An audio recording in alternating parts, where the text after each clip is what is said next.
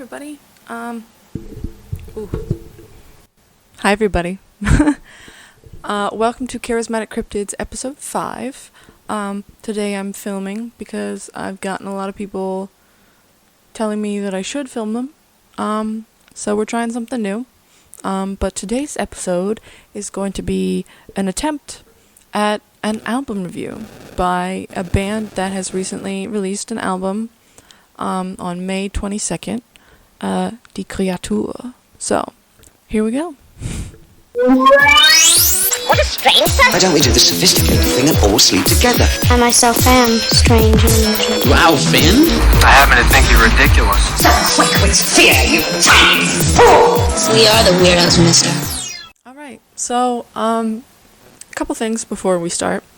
I'm not really used to being in front of the camera, so this could be potentially very awkward. But, we'll get through it, I'm sure. Also, I have never reviewed an album before, other than, recommending one to my friends. So this may not be a great review. I mean, it's a good review. I like the album, but it might not be, what people are looking for when they look for album reviews. But since I consider all of you my friends, wherever you are, whoever's listening, then, I'm gonna do my best. I also wrote some notes because I know that I have a tendency to babble a lot. So hopefully I don't, go too far off track. But anyway, let's get down to it, shall we? This album it's called Panoptikum. It was released on May 22nd of this year. And Panoptikum is basically like a collection of weird curios and stuff. Like when you go into one of those, like Ripley's Believe It or Not. It's just a collection of weird stuff. Which really goes along with the general theme of the band and the album. Let's start with track 1. Track 1 is named after the band, and it's the first song that we got to listen to. It's the first song that they released for us to listen to, and the first song that got a video.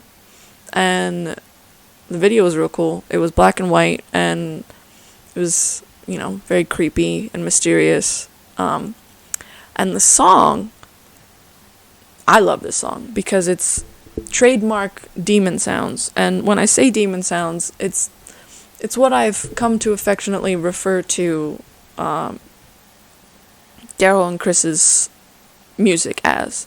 By the way, Dero and Chris are the people who are in the Kreatur. But whenever I'm listening to their individual bands on my Bluetooth speaker at work or something, I always get asked, why is there a demon screaming through that speaker? And they never stick around for me to explain to them that no, it's not a demon. They're just, screaming in German. But, whatever. So I've just started to call them demon sounds because I think it sounds cool. It's a fun way to refer to it. Instead of getting into the, technicalities of genre and subgenre and whatever. But anyway. This song is trademark demon sounds because there's a lot of screaming involved. There's a lot of not necessarily screaming, but like, I don't want to say growling because that sounds weird, but sort of like the lyrics are sung very forcefully, if that makes sense.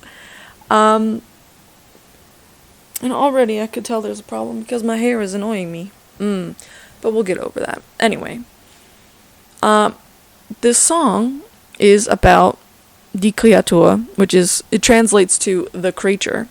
And it's about this creature that only comes out at night, because it's sort of hideously deformed, and it just comes out at night to, wail about how evil man is, and my spooky little heart is in love with that, because I was the spooky girl in high school who, fell in love with Frankenstein in high school English class.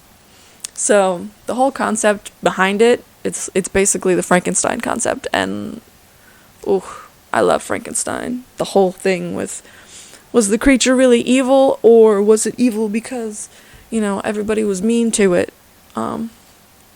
So yeah, I love this song. I love the concept behind the song. I love the concept behind the video. I love the whole concept behind the band. And spoiler alert, I may just be telling you that I love every song, but, I'm being honest.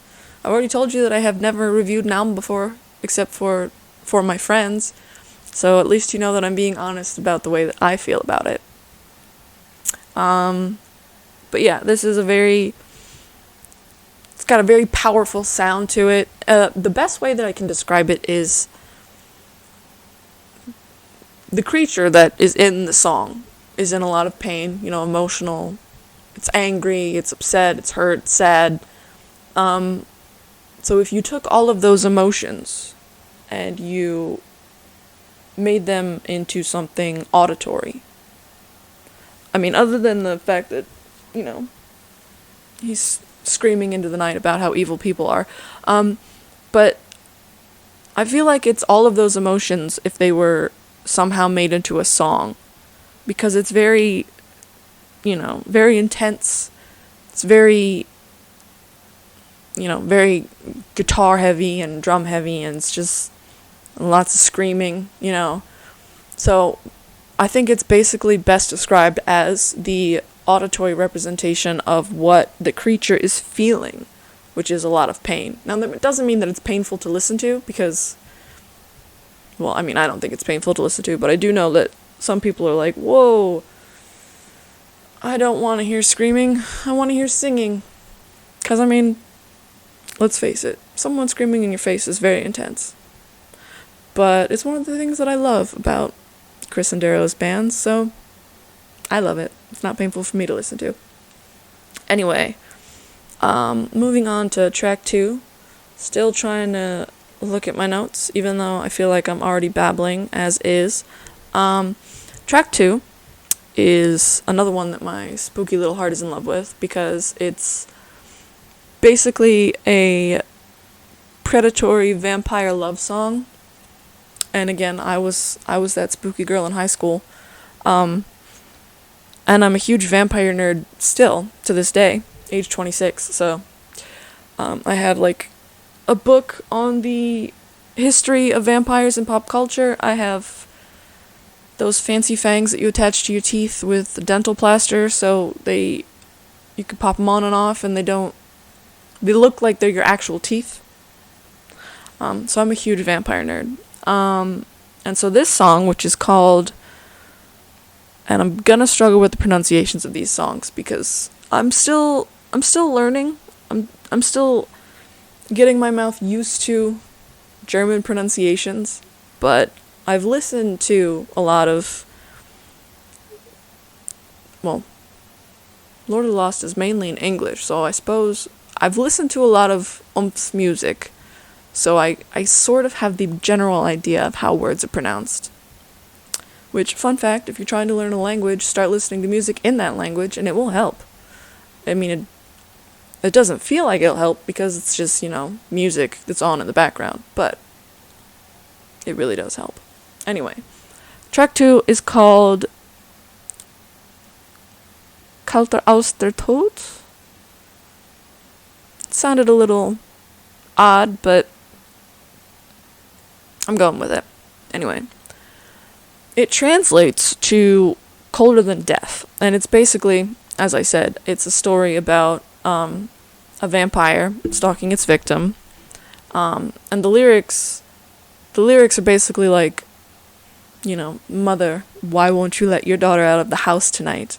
I can smell her, I want her, sort of thing. So yeah, my spooky little vampire nerdy heart was in love when I heard this song and saw the video. Now, there were also some nitpicky things that I did not like about the video. As a vampire nerd and as someone who has, I wouldn't say a significant amount, but a good amount of theater experience. But it doesn't matter. because, I mean, it was just me. And really the important part about the video is that we got to see Dero and Chris as vampires, so nitpickiness aside, it doesn't matter. I got to see them as vampires. Thrilling, honestly. But it's softer than the first song. I mean, it's still pretty intense at the refrain part, but it's sort of like, you know, they're whispering to you from the shadows, or, you know, serenading you from the shadows. Sort of like in Phantom of the Opera, when, you know, the Phantom is singing to Christine from behind her mirror or whatever. Like, you know that something sinister is probably going on, but it sounds nice, and you want to see if maybe it's not sinister. You want to maybe, you know, look behind the curtain. And honestly, Dero and Chris's vocals are very resonant. Like, they have lower voices, so when they sing, it's, I don't want to say rumbly, because that sounds strange. It sounds like, you know, you're going along on the highway and you're hitting a bunch of potholes, but sort of like that sort of deep, rumbly sort of sound. Like, you know that if they were to speak, then they have the sort of voices that would, you know, get a whole room of talking people to be like, whoa. Like, their voices are, and maybe I'm just fangirling about this, but their voices are very powerful and strong, and I like them. So, yeah, track 2, Vampire Love Song, very mellow, still powerful in the refrain, but the story, the narrative, the video, good stuff. 10 out of 10, would recommend. So, track 3, ooh, another one, I'm gonna struggle to pronounce this. But this one gave me 80s vibes, and I'll get back to that after I try to pronounce this. Unzertrennlich? I'm going with it. Sounds reasonable. But it gave me 80s vibes, and excuse me while I take a drink out of my fancy Avengers cup. FYI, if I start to get a red mustache, it's because this is cranberry juice. So, anyway, this song gave me 80s vibes because it has a very sort of synth backbeat. So, I mean, I dig it because I love 80s music. But yeah, it had a sort of a very synthy sort of backbeat. So when you're first listening to it, you're sort of expecting, like, I don't know, some 80s very angular, bright colors, graphics to, you know, start playing in front of you. This one doesn't have a video yet. So really, I guess it's just because that's how I process music in my head. It's just, I hear the music and it processes as images and colors and sensations and stuff. So that's why I don't actually like to watch music videos. So maybe that was the problem with the previous music video. I shouldn't have watched it to begin with. But I don't like to watch music videos for songs because my brain sort of makes its own abstract music video in my head. And then once I see the music video, every time after that, when I hear the song, it's just, all I see is that music video. And I'm like, I liked it better when I was able to make up my own. But anyway, back to the song.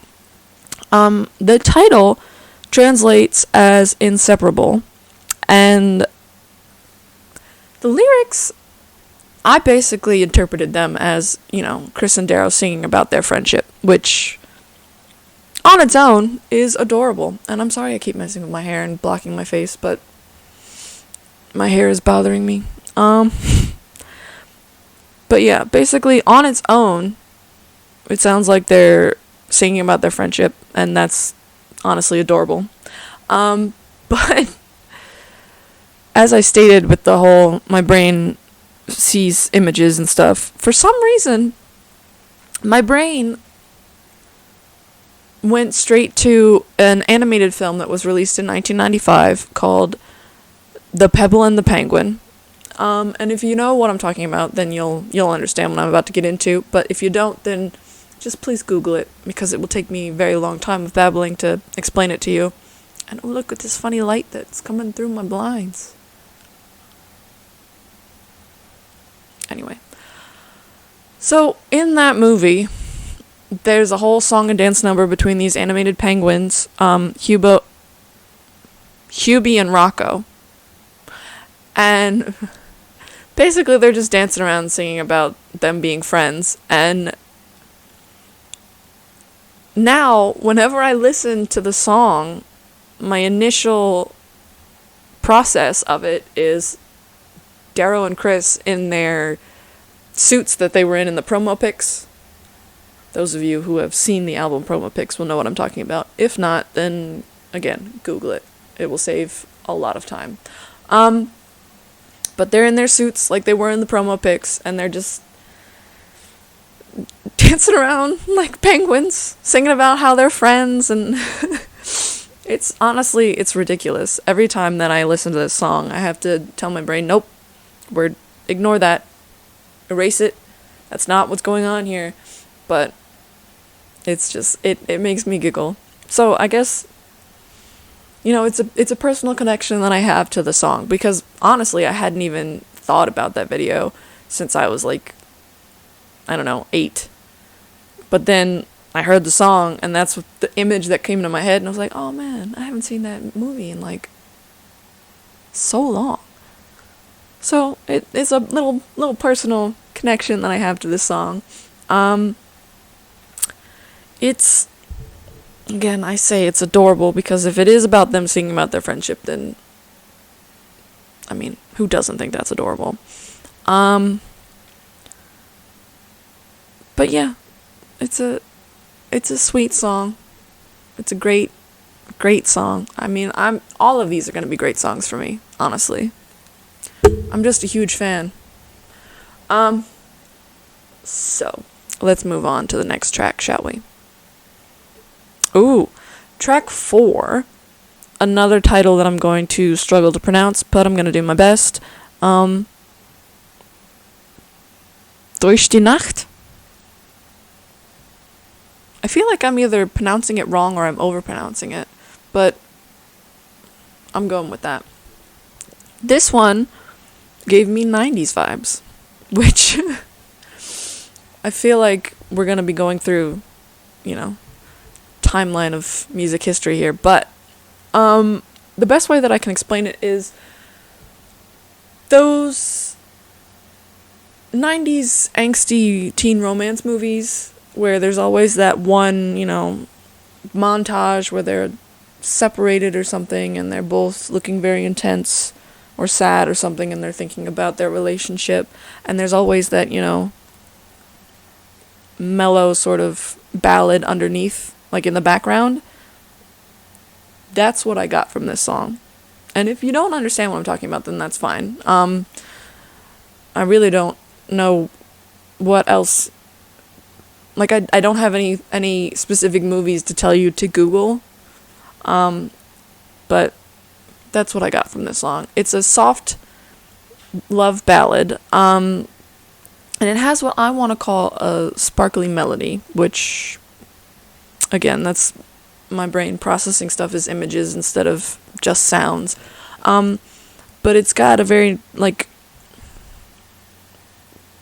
don't know, maybe twinkly is a better way of describing it. I don't want to say wind chimey, because it's not wind chimey. But it's I don't know. It's sparkly. It's the best I got. But the title translates to Through the Night. And again, I'm playing with my hair so much, but it bothers me. The title translates to Through the Night, and it's basically about the singer singing about being in a lot of pain, both emotional and physical pain. And they're basically entreating the listener to, close your eyes, take my hand, trust me, and I will lead you through the night. Which,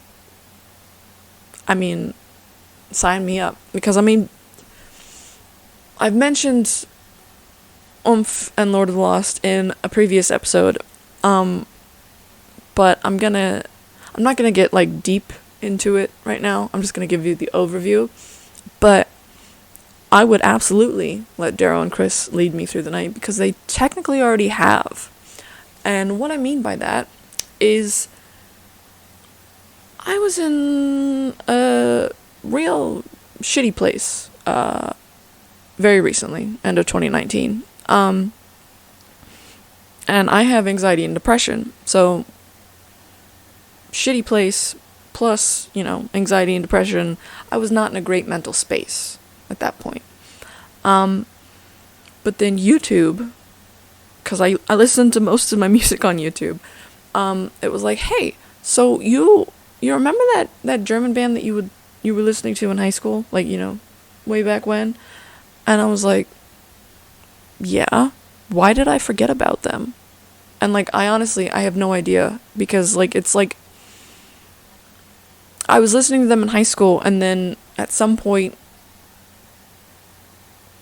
right after I graduated, I'm going to assume, from until the end of 2019 when I was in the shitty situation, I had completely forgotten about them. And I don't know why, because there's really no good explanation as to why I forgot about them, because I really liked them in high school, so why did I just forget? Who knows? Anyway, so YouTube reminded me that they existed, and so I got back into them, and then YouTube has that feature where it gives you music from similar artists, and it was like, hey, so we know that you like these guys. Have you ever heard of the band Lord of the Lost? And I was like, no, I have not, but sign me up. And so basically, Dero and Chris were very instrumental in getting me through that very shitty time of my life. And I would trust them to do it again, if need be. Hopefully that isn't necessary, because who wants to ever be in a shitty situation, to be honest? But should the necessity arise, I have an entire album of them working together to get me through it. And I have their individual work, so I would absolutely take their hand and let them lead me through the night. So yeah, that's my personal connection to why I love this song. Again, I'm gonna love all of these songs, so if you want to stop listening now, then that's fine, but stick around. You never know what could happen. Okay, track number 5. I'm pretty sure I know how to pronounce this one reasonably well. Track 5 is called 200. I'm gonna go with it. That was great. And it's a dance song. It's a very techno rock jam sort of dance song, and it reminds me of, I don't want to say back in the day, because it wasn't really that long ago, but back when I was a raver girl, that's what it reminds me of. And it's got a very sort of deliberate backbeat, so it's, what's the word? It's sort of a very driving song. Not as in driving down the street in your car or whatever, but it's, the song drives itself with the backbeat. If that makes sense. I think it makes sense. Hopefully it makes sense to you too. But again, I think it's another one where they're talking about, working together. And it's also, from what I got from the song, it's a very gives no fucks sort of song, because from what the lyrics talk about, and there's 2 lyrics specifically that I want to highlight here. It's, you can have it twice or leave it twice. You can love us twice or hate us twice. And basically the message I got from that was, hey, we're here, we're working together, we're exploring a bunch of new stuff. Maybe it's not the same as the stuff that you're used to us, producing, but we're here, we're having a good time, so take it or leave it. Doesn't matter to us. Which I love. Because I know that there have been, well, really I only know of the one album by Oomph where people were like, this isn't what I signed up for. What are we listening to? And everyone was like, no, I want you to go back to the way you were. Or even because a lot of their older songs were a lot more intense and screamy and angry sounding. And now they're more, melodic and more narrative, I suppose. Because most of the songs at this point have nice stories behind them, like when you read the lyrics. But I just love the fact that basically this song is saying, we're doing what we want, we're having fun, take it or leave it, because Dero and Chris are very creative in their own rights. Each of them is very creative on their own, and then when they get together, I feel like it's like putting a kid in a room full of Legos and then coming back several hours later. You're bound to find something that's, really awesome to look at or to experience or whatever. But, you just let them do what they want, and then you come back and it's just, whoa. Which, again, isn't a very good description, but I stand by what I said. They're very creative, and if they get together and use their creativity together, then something good is bound to come out of it. And it did. So, let's move on to track number 6, I think. Yes, I can count. Okay, so track number 6, another one that I'm gonna struggle to pronounce, but we're gonna do our best.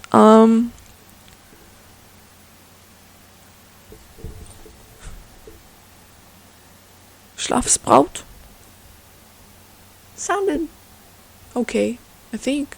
I'm gonna go with it. But it translates to Sleeping Bride, and honestly, the first time I heard this song, I was like, oh good, another sea shanty. Which, for those of you who aren't familiar with any previous work of Lord of the Lost or Oomph, Oomph released a song, I don't remember when, but they released a song called Seaman's Rose, which is basically a naughty little sea shanty, and I love that song because it's very catchy, and I love playing it at work because nobody knows what it's about. They just know that it's a very catchy song that they can dance to, and so it's just fun for me. Now, I don't necessarily think that this song was supposed to be a sea shanty, because it doesn't have a very specific sort of sea shanty vibe to it. I heard it and I was like, oh, another one. But I suppose it's more of a one of those songs that tells a story that the bard would sing at a medieval dinner or something, if that makes any sense. I think it does. So basically the vibe that I get when I listen to this, and again, this is my head processing music in a weird way, the image that comes up when I hear the song is basically maybe Dero and Chris are in some darkened corner of a pub somewhere, and they're, singing this song from the shadows for anyone who will listen, sort of. I know that sounds really shady, but in my head, it's really cool. The story behind the song that the lyrics talk about, the narrative that the lyrics are describing, is basically this girl who is found dead under a tree just outside town. But she looks so peaceful and so beautiful that, she looks like she's just sleeping. I mean, there are obvious signs that she's dead. I mean, it says that her dress is covered in blood and stuff, but, she just looks so peaceful, like she didn't die in pain or something. So, with that in mind, I suppose it has sort of a funeral march aspect to it. Not like super depressing funeral march, because it's still pretty catchy to listen to. But yeah, very funeral marchy. But I mean, again, I also still see them, singing from the darkened corner of some pub somewhere. So that's the great thing about art. It's open to interpretation. But anyway, yeah, another song that I love. I love all the songs. Moving on to track number 7, another title that I'm gonna try and pronounce.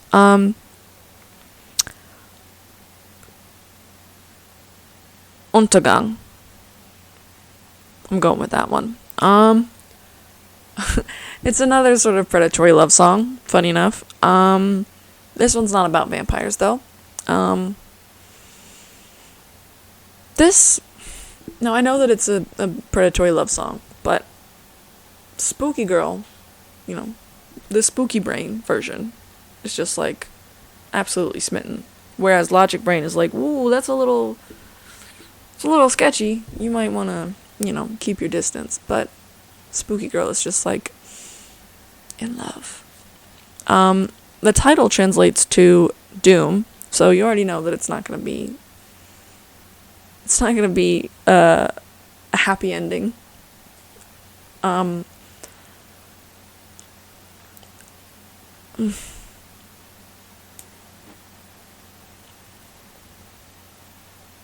It's another one that falls under the demon sounds category, because there's a lot of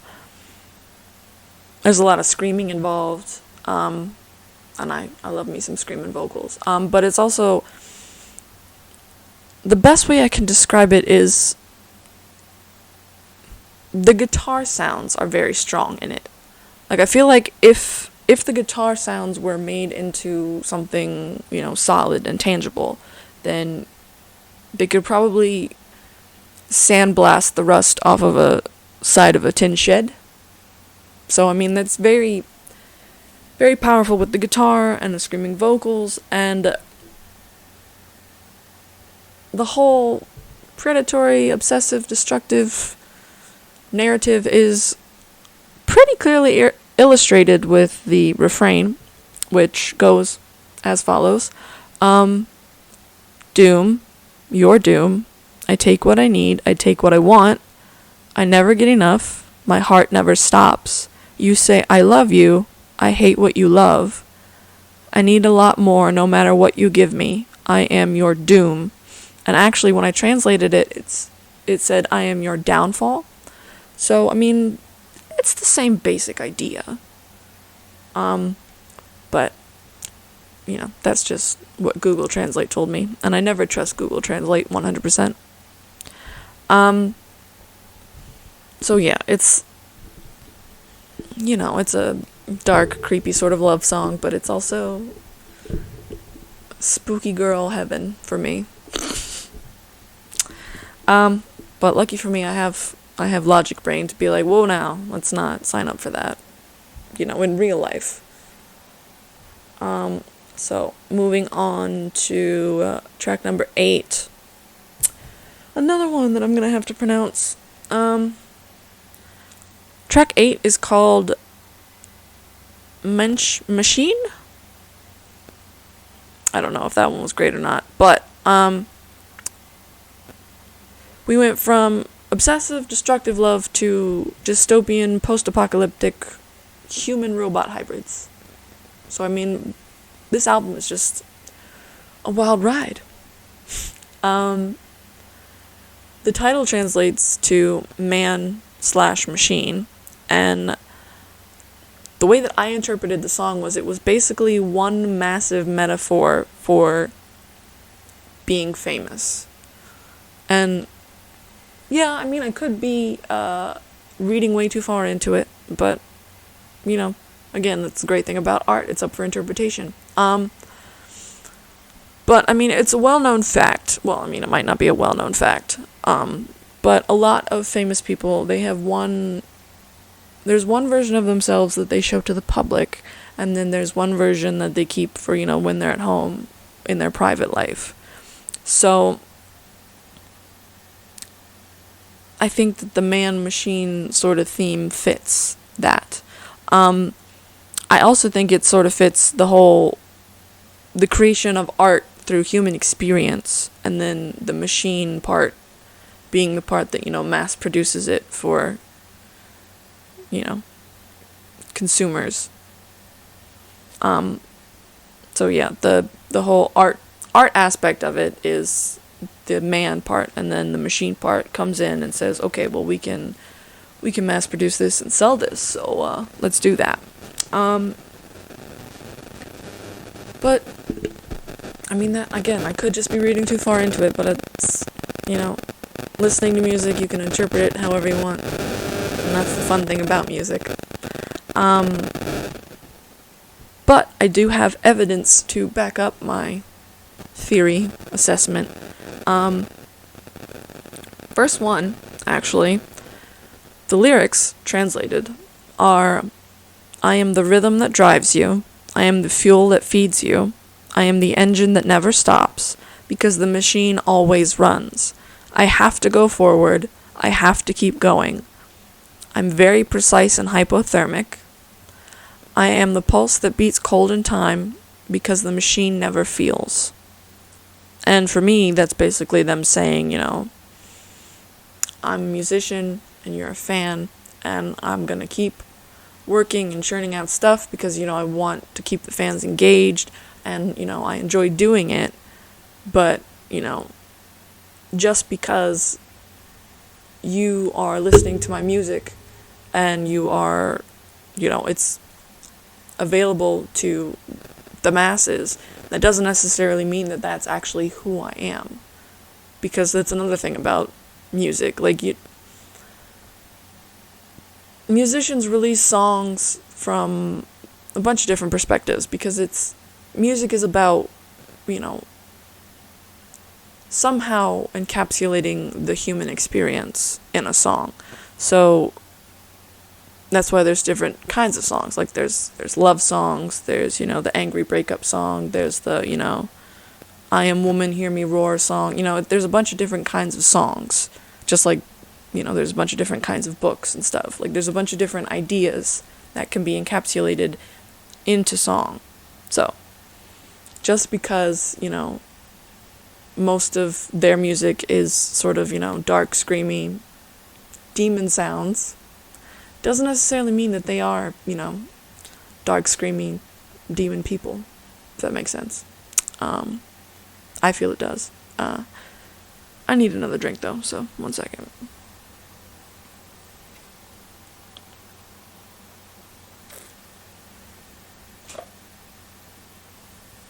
Do I have a mustache? No mustache yet. Good.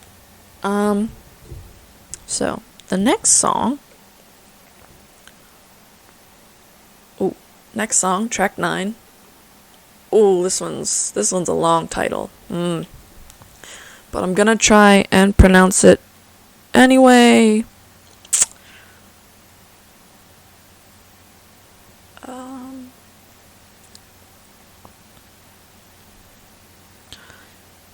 Was mir wichtigsten ist. Was mir wichtigsten ist. I don't know. But I'm gonna go with it so that we can move on.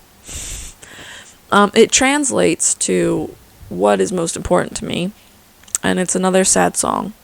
But this one is about a girl struggling with drug addiction. And the lyrics are really sort of, well, not really, but like, there's lyrics about drilling the needle into her flesh, and the whole pace of the song and the sound of the song is really sort of frantic, with a quick sort of backbeat, like when your heart is racing because you've been running or you're stressed or something.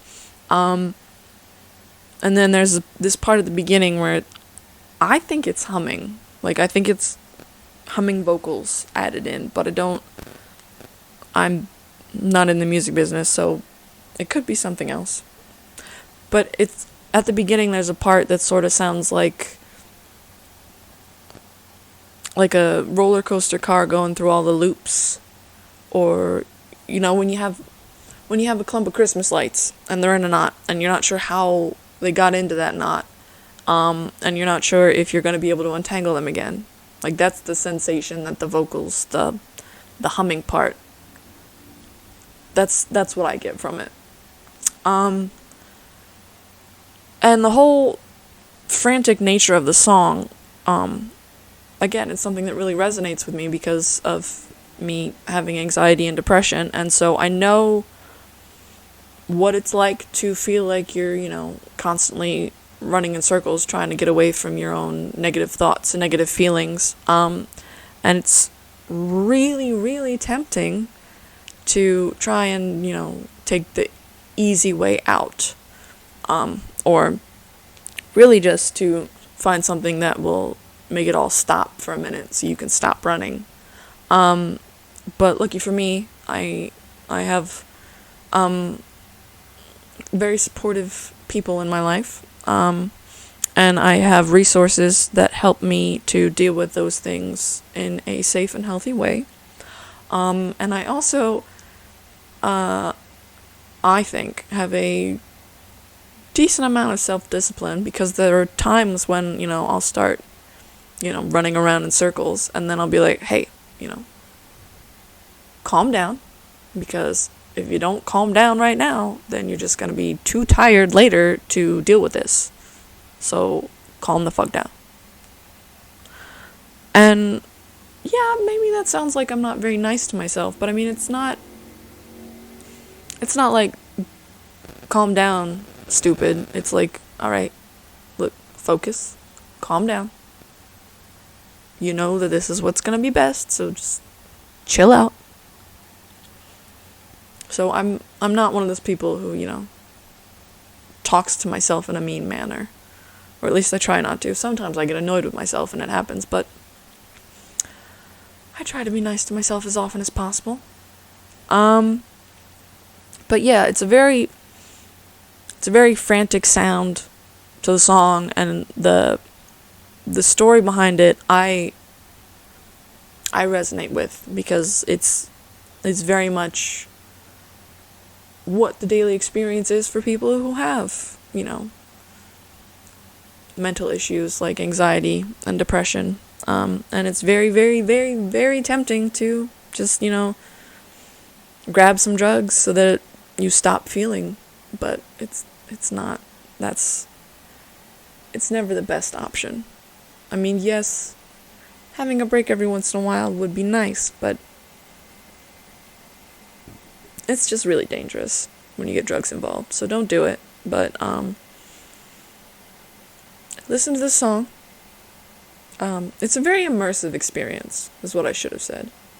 Yeah, it's very immersive for me, because, you know, the whole I know what it feels like sort of thing. So it's if you want to know what it feels like to have a panic attack, no, I'm kidding. But yeah, I love this song. This one looks relatively easy to pronounce. Benutz mich? I'm going with it. We're going with it. Now, this song is one of the prime examples of when I listen to a song and I think to myself, Dero and Chris, do you guys need a hug?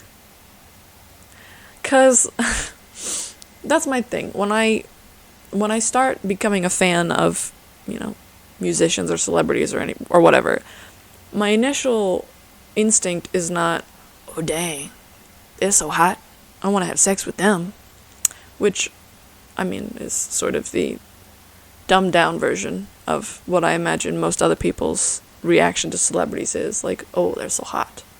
My initial reaction is like, oh, they have a neat, I swear I speak English. They have a neat perspective that, maybe I haven't thought of before, or, that I hadn't thought about that perspective in that way. And so my initial reaction is, I want to invite them over for a sleepover so we can just, have endless conversations or something. So this is a prime example of one of those songs where I'm thinking, do one of you guys need a hug? Because it's not, this is kind of sad and just, I'm here if you need me. But the lyrics of the song are super depressing. I say super depressing, but it's still a good song. It starts out where you think it's gonna be, full-on demon sound song, but then when they start to get into the main verses of the song, it softens out a little bit. But then the refrain comes in, and it's very screamy and desperate, and I think it really illustrates the message behind the song, which, again, if y'all need me, I am here for hugs, because y'all are really good at writing these songs. So either that means, you've been through a lot of shit in your life, or you're currently going through a lot of shit. And, you guys have helped me through a lot of shit, so I would like to help if I can. Anyway, let's get back to the lyrics. The refrain, which is the screamy part, so it really illustrates the sort of desperation behind the song.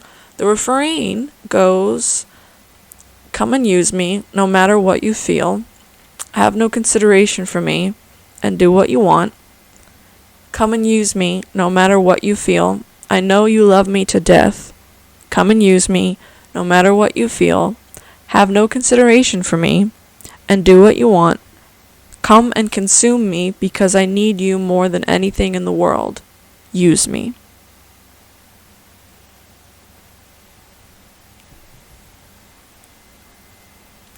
Do you guys need a hug? Like, I'm dead serious. I'm here. I have tea. I give good hugs,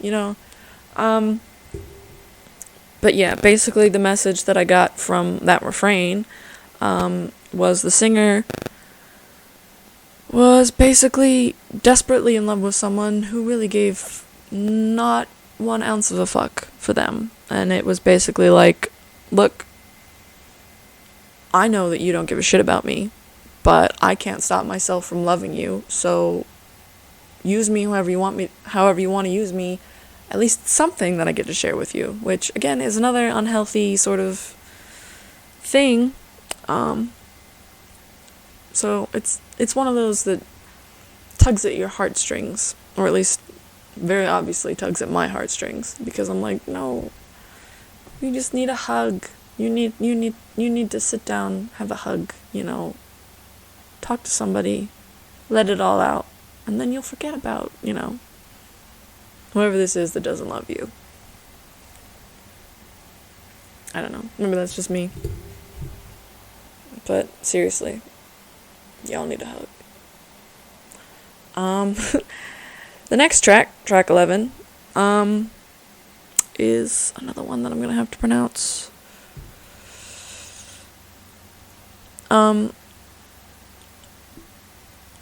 Glück auf. I'm going with it. This one's the fucking reggae song. For context, very recently, Chris was on one of the Facebook Live videos for the band's Facebook page, and he told a funny story about how he didn't realize that this song could be considered a reggae song, like it could sound like a reggae song, until Dero mentioned it in a separate video. And so now, when he listens to it, he's like, yeah, no, that could definitely be a reggae song. And apparently he fucking hates reggae. So, I don't know. I just get a giggle out of that. But it definitely does sound like a reggae song. Like, I don't understand how he didn't realize that when he first listened to it. But I mean, maybe that's just because he avoids reggae at all costs. Now the title, I was a little confused by the title, because when I translated it, it translated to Good Luck 4, which in English, that's not a complete thought. Like, good luck for what? What is the 4? So with me learning German, and sometimes I find things weird when I translate them directly, a method that I have learned to try and get a better understanding of the meaning behind words is I'll take the words and I'll Google them individually, or I'll Google them together as like a phrase. And I did that with the title of this song, and I found out that apparently Glück auf is a traditional greeting for German miners back from when there was no telling what you were going to find when you started mining. Like, you could be, in to find a bunch of gold or whatever, or you could just be, digging through a bunch of dirt for a very long time. And so it's basically just them saying good luck to each other, And with the whole, minor context behind it, the lyrics actually fit perfectly. Because verse 1, it starts out and it goes, underground, deep in the dark, through the silence of that night, a ray of light penetrates from afar that rekindled my fire. So, I mean, you can definitely see the whole deep underground mine metaphor with the, some crack from above is letting sunlight through. Now, obviously, it's a metaphor for, some sort of dark, sad feeling. And really, the rest of the song tells the story of someone who is, very in love with somebody else, but for some reason they've been separated. And this person who is in love with that other person, they're basically like, I'm gonna find you now. Like, everything here, I'm dropping it, I'm letting it go, and I'm gonna go find you because I want to be with you. So it's a very, very sweet song. And it's got, like I said, it sounds like a reggae song, so it's got that very sort of mellow, slow rhythm to it. Sort of like when a train, I guess not modern trains, because modern trains are all electric. Or are they? I don't know very much about trains. But, when the train starts chugging along, it's got that sort of beat to it. It's a very, chill song. It does very much sound like a reggae song, though. And I'm not really fond of reggae either. Like, I mean, I don't hate it, but it's not, my go-to listening. But yeah, great song. Very sweet story behind it, or narrative. Moving on to the next track. Track number 12. Now, what album featuring Chris and Dero would be complete without a song about religious disillusionment? This song is called Gott verdammt. And I'm going to go with that pronunciation because it's the best I got. But for context about what I just said, both Oomph and Lord of the Lost have several songs in their, discography that deal with religion in a maybe not so kind light. I'm going to give you a short list here just so you can, maybe look it up later and listen to it. But there's Oh, and I just realized I have to pronounce all of these in German, so here we go. The first one is Gott ist ein Popstar, which, for those of you who know the song, know what I'm talking about. They actually got into a bit of trouble when they released that song and the video because people were like, oh, you can't do that. You can't, no. All the people, religious people were like, no, you can't say that. But they did. Then there's The Love of God by Lord of the Lost. The first song, by the way, was by Oomph. Second song is The Love of God by Lord of the Lost, which really just listen to it. You'll understand what I mean. And then there's the song from Oomph's recent album, Ritual, Achtung, Achtung, which is basically warning, warning, but it's... The story behind the song is basically like, the end of the world is coming, so please follow me, and I will guide you through, and you're gonna follow me regardless, because, you know, that's sort of... We trust in God completely, because he knows what's going on, but does he really? Or does she really? Whatever. You know? Grand, you know, what is that? Omnipotent entities. Do you really think they subscribe to our human small forms of gender? Why? Why would they do that? Another song, which is one of my personal favorites, by Lord of the Lost, is Holy F, which I'm just gonna say it's holy fuck, because I mean, I've never actually seen it with the UCK attached to it, but we're all adults. We can infer here. Plus, it's part of the song. But anyway, moving on.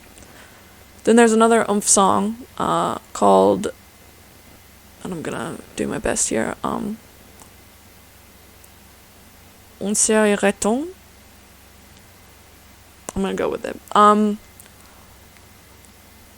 But yeah, the main chorus of that, what is it?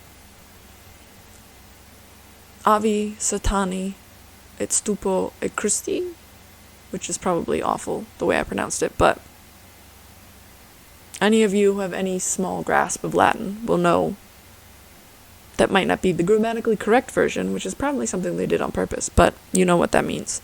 And then, of course, there's the entirety of the Thorn Star album that Lord of the Lost put out, which has its own, like, Chris legit sat down and built his own mythology and his whole pantheon of, you know, entities that, you know, keep everything in balance and stuff, and, like, he just went all out. Like, he went, like, Tolkien levels of deep into it. Like, there's a whole font that you can download. Basically, just go to the Lord of the Lost website and download the Thornstar backstory PDF, and you'll understand what I mean. But it's very deep and very well thought out, and people still aren't sure whether he made it up or not. And to be honest, I'm not sure if he made it up or not. I'm just saying that because it's one of the most likely explanations. But, I mean, I've never met the man. I've never sit down and had a conversation about it, so who knows? But yeah. So, you know, what album with those two in it would be complete without a song about religious disillusionment? The title of this song actually translates to God Damned, so very obvious that it's not going to be a happy ending sort of song. And in the beginning, it starts very sort of soft and hymnal-esque, if you know what I mean. Basically, Dero is singing very, you know, nice and melodically, and then all of a sudden, it goes from, you know, that to very intense and in your face about it. I feel like there's a better way that I could describe that. Nah, I'm gonna go with that description.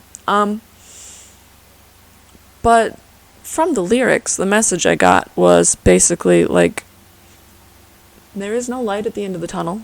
There is no, hereafter. You're a human being just like everybody else, so, stop being a dick and start acting like a human being just like everybody else, because, like, there's nothing that is guaranteed that will tell you that, yes, you are better than everyone else because you believe in this one thing. Now, of course, religion is a touchy topic, so, that's my interpretation. If you don't like that interpretation, then you can just pretend that it never happened. Pretend that you missed this entire section of the podcast video thing. It never happened. Wipe it from your memory. But, that's what I'm getting. And track number 13, which is the last track that is not a remix. Track number 13 is... Ooh, another one I gotta pronounce. Golden Writer? Wow, I didn't even try to enunciate that. Let me get a drink real quick.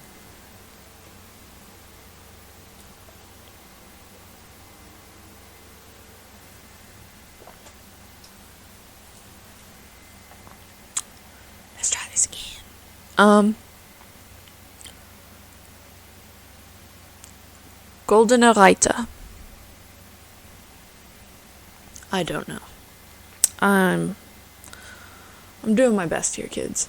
But basically it translates to Golden Rider, and the message that I got from it, which, funny enough, is right in line with this podcast, the theme of this entire podcast, the basis behind the show.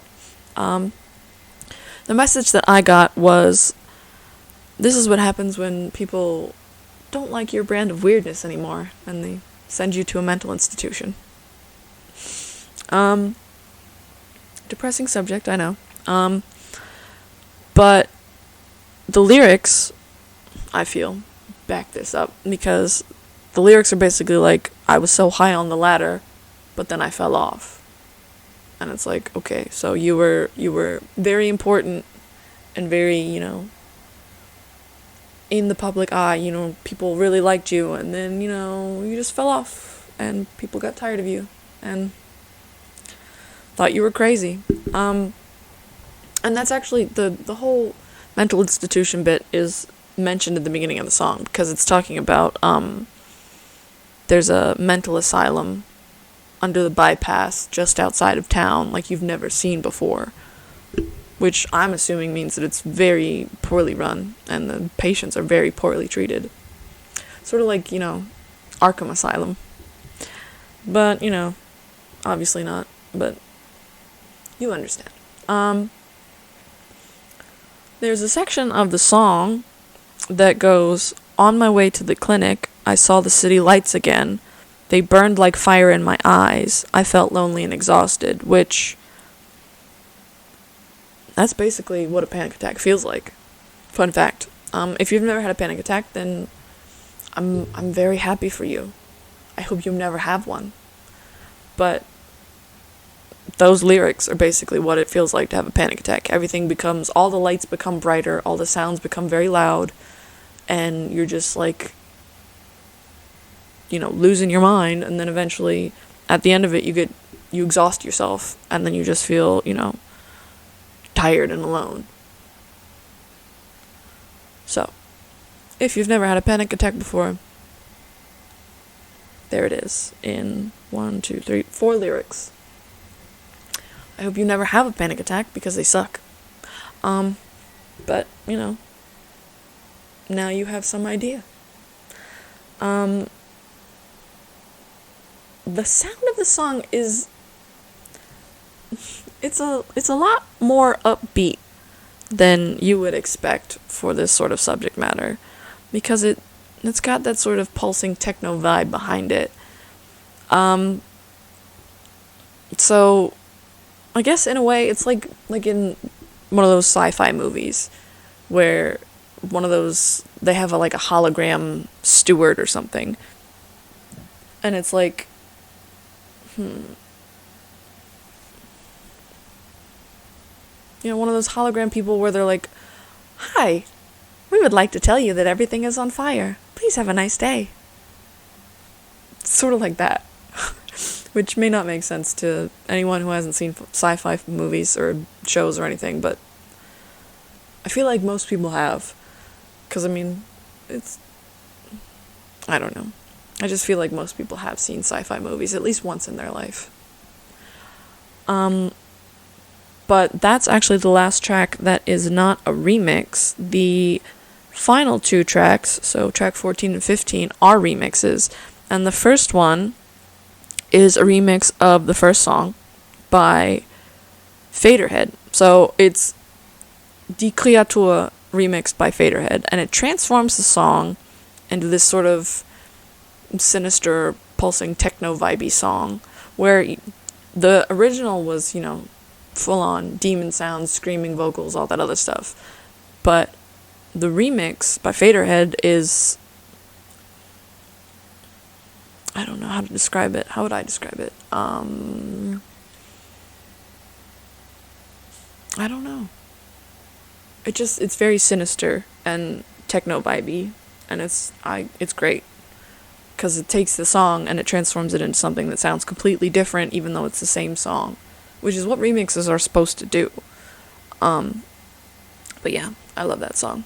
And then the final track number 15, is track number 2, remixed by Solar Fake. So it's Kalter als de Tod.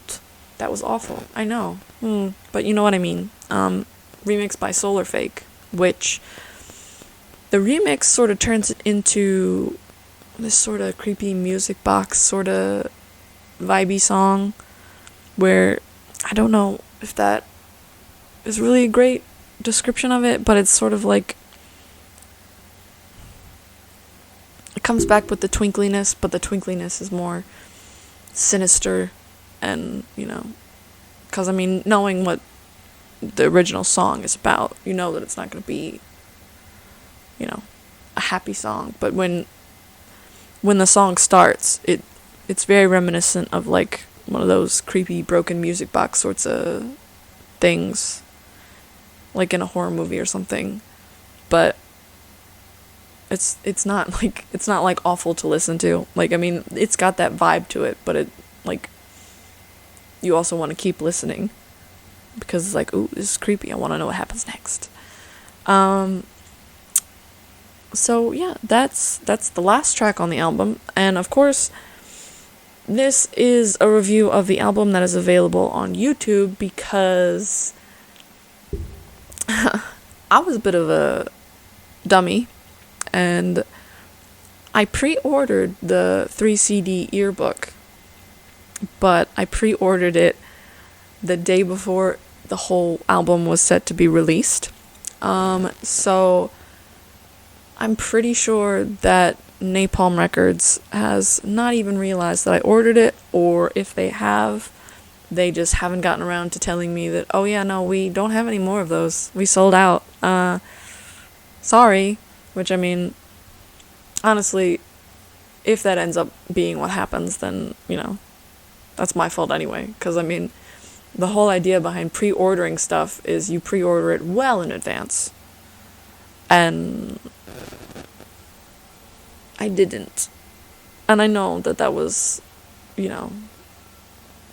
silly of me. But I didn't think that there were going to be any left. I thought that they were all sold out anyway. But then I went on the website and it said, ooh, we've got some left. And I was like, oh, it comes out tomorrow. I have to order one. So hopefully I get one. If not, then I'll just have to, I don't know, buy the regular album. But public service announcement, if you're going to pre-order albums, pre-order them well in advance. Like, I've already pre-ordered the Swan Songs album that's going to be released in August by Lord of the Lost. And I've this well in advance. well in advance.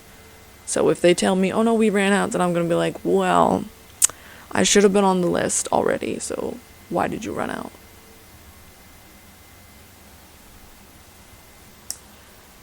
But this isn't about specifically Lord of the Lost. I can't even speak English anymore. Maybe it's the camera. I don't know. But this isn't specifically about Lord of the Lost. This is about the Kreatur. And I hope you enjoyed my review. There was a lot more rambling involved than I expected, but I just really like talking about things that I like. And I really like this. I really love this album. I love Dero. I love Chris. I love Oomph. I love Lord of the Lost. So much love. So, I don't know. I'm just a rambler. Well, I hope you enjoyed the review. I hope that you are being nice to people out there. I hope that you're staying hydrated. I hope that you're staying healthy. And I hope, above all things, well, maybe not all things, but I hope very much that you are continuing to stay weird. RJ, out.